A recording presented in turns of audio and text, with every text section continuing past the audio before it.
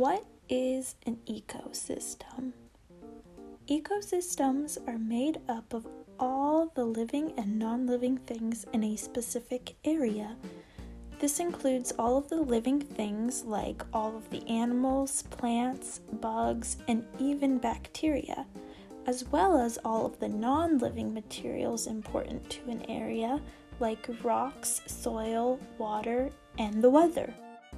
Ecosystems can be small, like a puddle or a pond, or they can also be bigger, like a whole entire forest.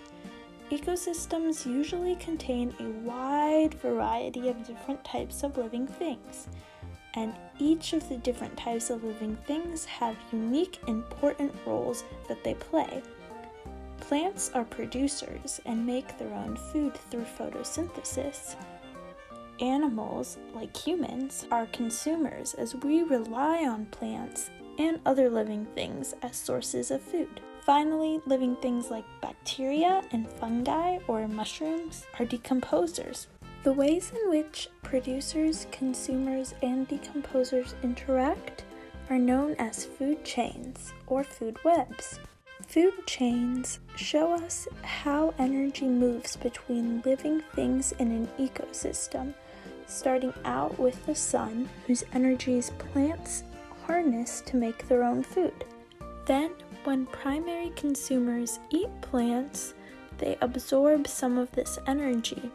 Furthermore, as secondary and tertiary consumers eat other animals, some of the energy is lost as heat.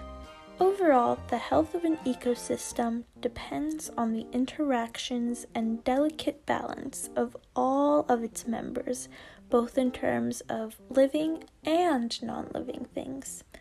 Changing even just one aspect of an ecosystem can significantly disturb this balance, and all of the members of the ecosystem may suffer as a result of imbalances.